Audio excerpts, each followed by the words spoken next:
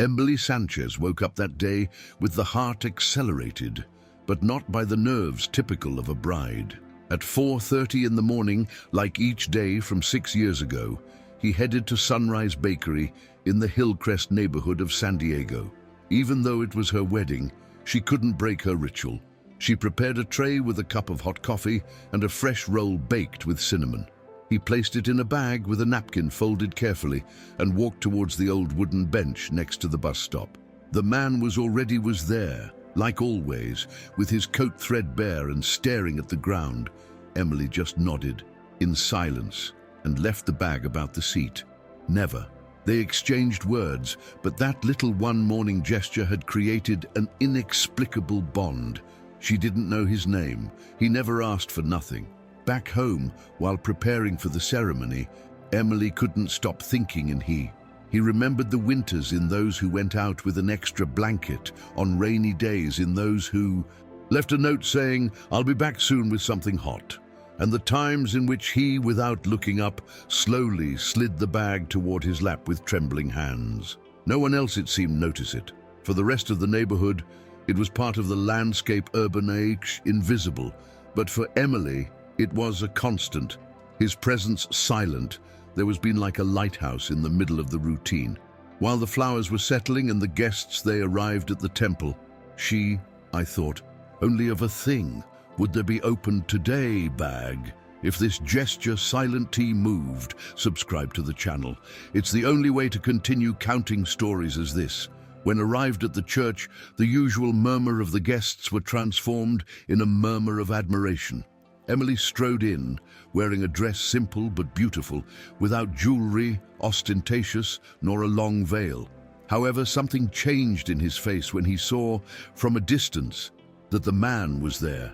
At the door, with his coat clean but worn out, was found the old man, with the hairstyle toward back, shoes polished, and a look that I had not seen in him before. Excitement. His eyes shone, like, yeah, understand that day was different. She didn't think twice. She walked directly toward him, ignoring the guests, to the cameras, to the protocol.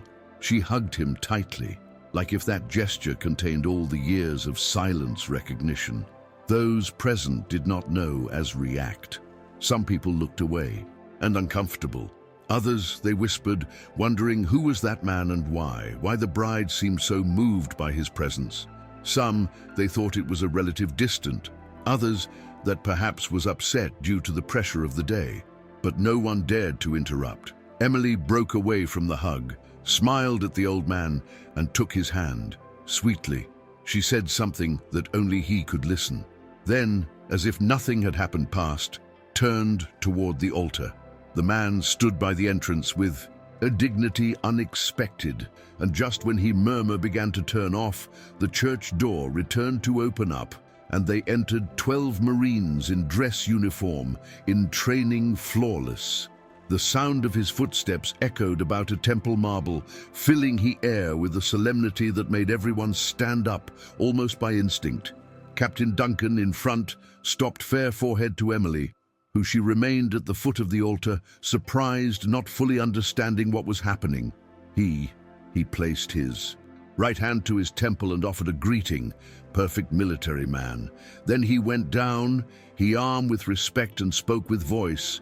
"Clara, we are here to perform tribute to the woman who for 6 years fed a hero with dignity forgotten." The guests looked at each other, confused, Emily not understanding still. He slowly turned his head towards the entrance. The old man continued there, standing firm, with his back straight and his eyes moist. The captain continued, "The man you fed." Without doing questions are from Sergeant Victor Hale, war veteran decorated by his service in Iraq, saved lives, fulfilled missions impossible, and carried scars that no one wanted to see when returned. The commotion was immediate. A murmur of astonishment toured the church. Some guests, they looked down, ashamed of having done so, judged minutes before. Others began to applaud timidly, until the whole church exploded in applause, sincere and long. Emily covered his mouth with his hand. Felt his heart about to burst. I had it done without knowing. Never wait recognition. I just wanted offer heat to someone who needed it, but now understood. That simple act of kindness there was sustained a whole life. Do you feel something reading this? Then don't miss it. Subscribe now and help us continue sharing humanity. Victor gave a few steps towards forward. His gait was slow but sure. As he progressed by the hallway, each Marine greeted him with a slight head movement. When he came up to Emily, he didn't say anything at first. He just looked at her, with tears in his eyes, contained and a soft smile. Then he took it from the inside pocket of his jacket, a napkin wrinkled, yellowish by heat time. He unfolded it carefully. It was one of the notes Emily used to leave him, "Have a day in peace." She recognized her instantly, her handwriting, her tone. He had it written toward years. The old man held her aloud and said, "This kept me alive." The emotion in a temple was palpable. No one contained already the tears. Emily took his hands and they hugged again. This time, the hug was different, loaded with meaning, recognition, gratitude mutual. The priest, who had observed all in silence, waited some seconds before continuing. "Today we celebrate not only a union, but also an act of humanity that has moved everyone us," he said. Emily, trembling, nodded. Then she looked at her, promised that he had. Observed all with one smile, proud, and eyes full of admiration. He offered her his arm, and she took it. Together, they walked toward the altar, while Victor, with dignity intact, sat in the first row between the guests. He was no longer invisible. He was no longer that man on the street. He was someone, and everyone knew it now.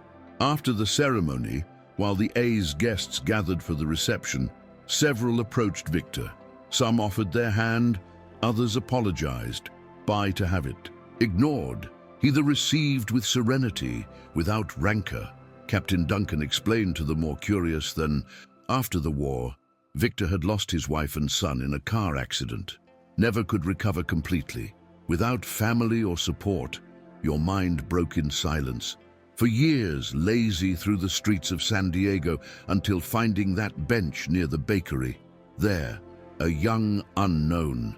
He started leaving him food every tomorrow. "She didn't know who I was," Victor said, "but he treated me as ya mattered." Those words remained recorded in all the presents. Emily and her husband, Thomas, decided to devote part of his celebration to honor that history. Instead of making his usual toast, they invited Victor to say a few words. At first he refused, but seeing the look Emily's firm, agreed. She stood up with difficulty and held her microphone with trembling hands. "Never I imagined be here today. There were nights that I thought I would never see another day. But that woman, that one young at heart firm and generous hands, gave me back he desire to live." The living room. The whole audience gave him a standing ovation. It wasn't a long speech, nor elaborate, but every word had the weight of a life rebuilt from crumbs of goodness. After the event, the local media began to report on what had happened, an emotional wedding, a revelation unexpected and a tribute to a veteran who, during years, there were been invisible. But Emily wasn't looking fame neither. Attention, in fact, and he avoided interviews. He only accepted one, days later, to tell as began everything.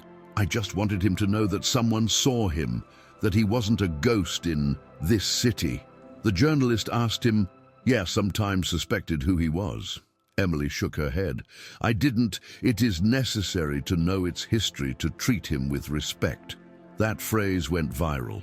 Many began sharing the story on social media with the hashtag #Desund thanks for seeing me, accompanied by images of the hug between Emily and Victor in the church.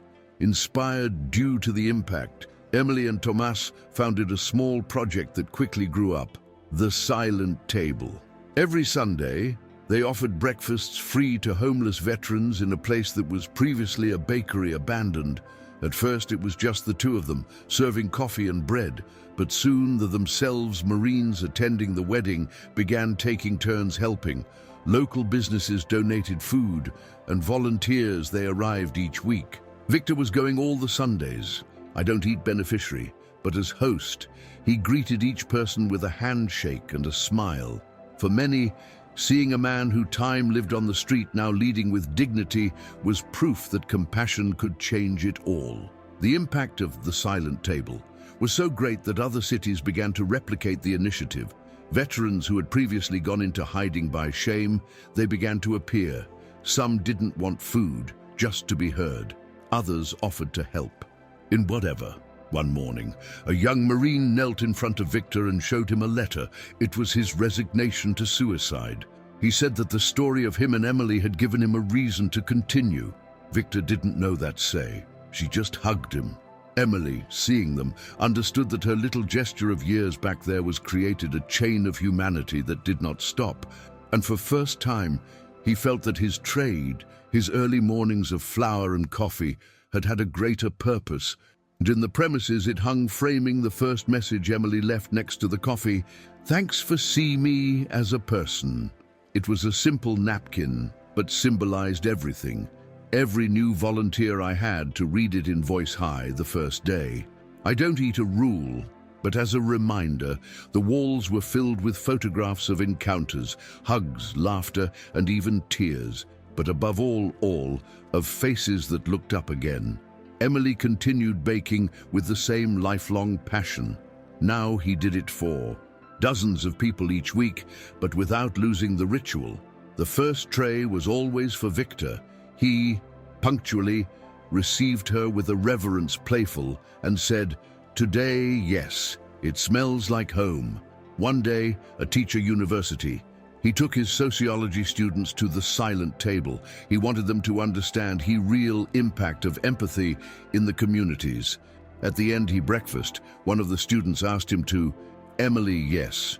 She always had that vocation of service." She thought some seconds before answering, "No, I was just a baker. But when you see his same face every day, under the same rain, in his same bank, something inside moves. And one day, you just can't continue ignoring him." The young man scored those words, and more later, included them in his thesis about invisible links in society. Years later, that job became in a book award-winning, dedicated to Emily and Victor. Despite all the notoriety that history there was reached, Victor continued being a simple man. He lived in a small room at the back of the premises, by decision own, rejected all housing offers, luxurious or scholarships for veterans. "Here I found what I most needed, belonging," he said. Once by week, visited the grave of his wife and his son. Emily accompanied him a couple of times, in silence. Never they spoke a lot during those visits, but upon returning, he always thanked her with a gentle, almost imperceptible gesture. In those exchanges, a connection that needed no words. They were two souls who had held without knowing it, and now they walked together in a new mission, to make the invisible visible. Sundays became unholy days for many. People from different parts of the country. I traveled to San Diego just to have breakfast at the silent table, not for the food, though Emily's buns already were famous, but for the atmosphere. It was a place where nobody judged no one, where veterans, students, businessmen, and homeless people shared the same table. Once, a man in a suit, expensive and gold watch, burst into tears upon hearing the story of a veteran with PTSD. "I never stopped to think about what someone as he there was lived," he confessed. At the end of breakfast, he left his card and offered I employ 3 people. Emily saw it from the kitchen, smiled, and continued kneading.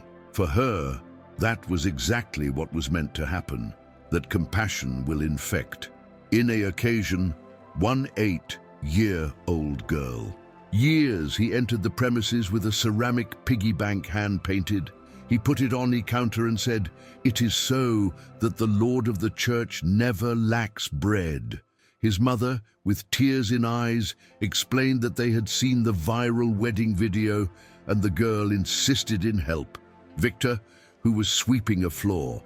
At that moment, he approached, bent down and asked her his name. Then he took out a small pin from his uniform, polished it with his sleeve, and handed it to him. "Now you are too part of the squadron." The girl didn't quite understand the honor, but pressed it against the chest as if it were a treasure. Those kinds of encounters were frequent there. Bridges unlikely that were formed between generations, classes social and worlds different. Snapseen tea touched the soul. Subscribe. Only then we will be able to continue giving voice to those who never were seen. With the time, several retired Marines began to form part of the project in a way permanent. Some cooked, others they cleaned, and many simply were listening. Emily was joking, saying that he had his squadron further disciplined and punctual in the world.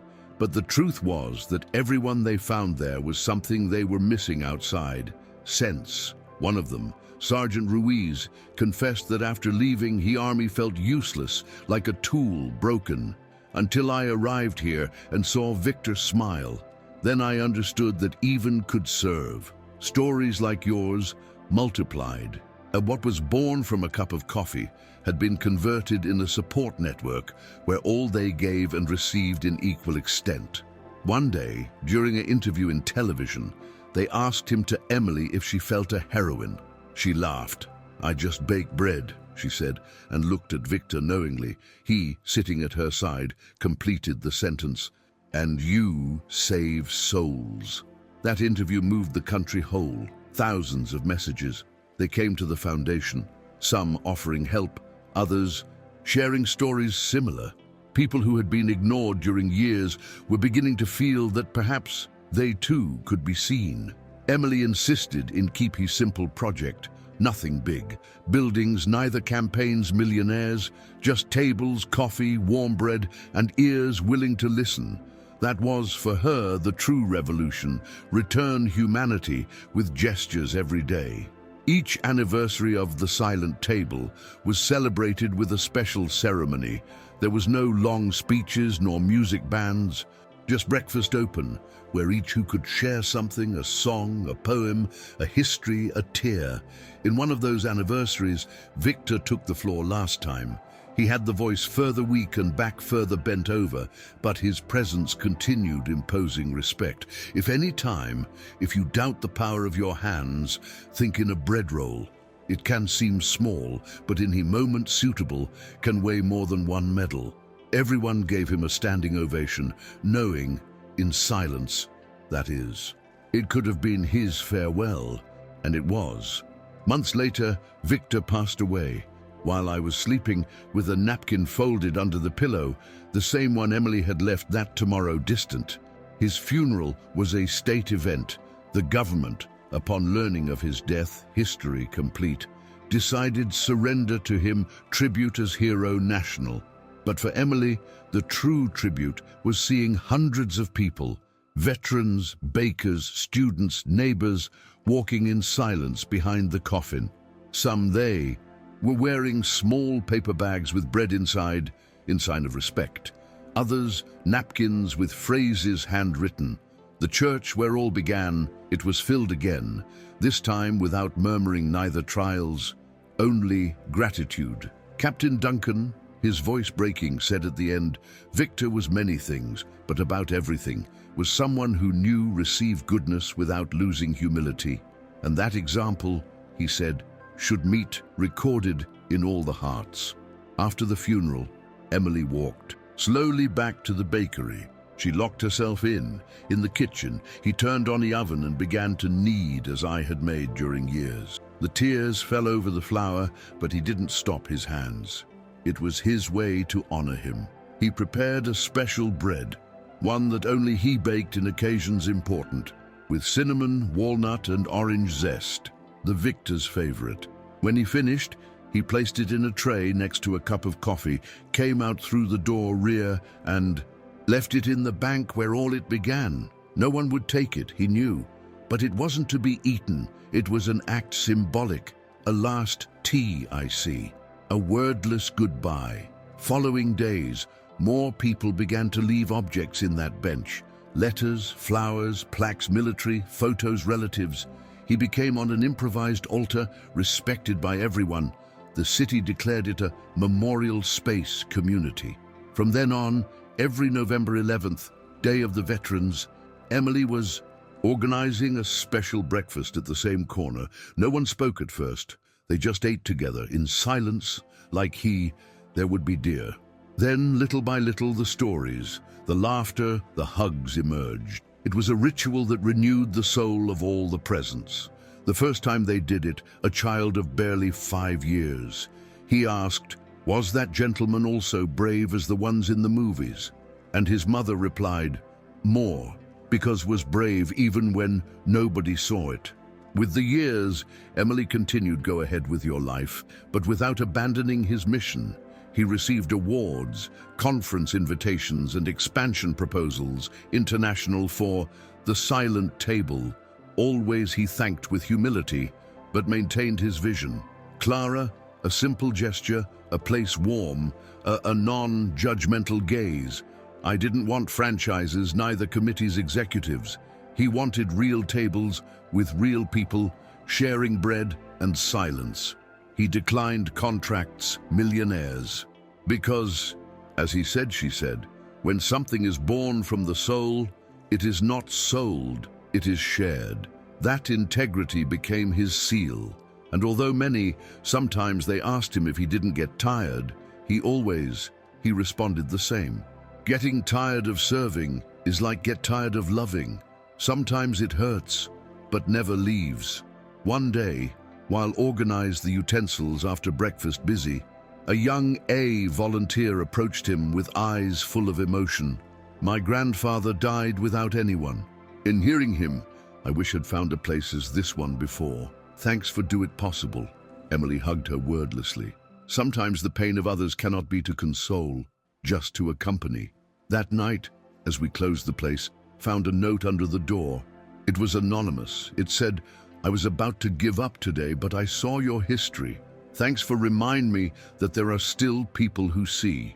Emily sat down in a floor, alone, and cried, not from sadness, but from certainty. She was exactly where I had to be. Did you stay here? Then make it worthwhile. Subscribe to the channel and share this history with someone. The story of Emily and Victor began to be taught in some schools as example of civility and compassion. The children knew her as the baker who changed a life. Some wrote letters to local veterans, others were starting campaigns to collect blankets and food. The effect multiplier was real, and although Emily sought to be a symbol, he understood the responsibility that came with it, impact. Always he said that the true change does not begin with speeches, but with a bread tray placed without expecting anything. His legacy, unintentionally, already formed part of the soul of the city. In a mural painted by youth's artists in the neighborhood, she appeared next to Victor, sitting on the bench, sharing a coffee. Below, a phrase, "Being seen changes everything." At 78, Emily still I baked each. Early morning, his hands were no longer as fast, but his heart continued just as firm. Sometimes, when you looky oven on and hear he murmur of the packed place, I felt that Victor still I was walking by there, and such time, yes, maybe. In each cup served, in every hug without judgment, in each handwritten note, he was still alive. The last day of his life, before sleeping, left written a letter that Thomas found on the kitchen table. It said, "I haven't changed world. I only saw someone, and that it was enough." That phrase, brief and humble, became an motto official of the silent table, engraving in a bronze plaque next to the bench, where everything began. Today, decades then, the silent table follows working. It has inspired projects in more than 20 countries, all faithful to the original essence: warmth, listening, and dignity. In San Diego, the main location was transformed in a center community that offers not only breakfast, but also attention medical basics, legal advice, and conversation spaces. But in the midst of it all, Emily's kitchen remains intact. They preserve his oven, your apron hanging, and a display case with its original recipe for cinnamon buns. Every new visitor receives a small card that says, "Before you judge to someone, imagine what a cup of coffee could do by his soul."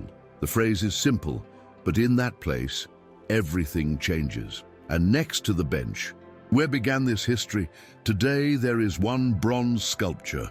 It represents a woman young leaving a bag with bread on it the seat, while an older man looks at her with grateful eyes. There are no names carved, just one inscription: "Thank you for seeing me as a person." It's not about Emily or Victor, it's about everyone, those who sometime were invisible and of whom they decided look. Because in the end, that was what changed all. A look, an action, a heart that didn't need to know the story, complete to offer a little warmth. And that act, small, silent, but deeply human, continues inspiring thousands. Even today, this channel lives on stories as this. If you moved, subscribe now. It's the best way we can continue.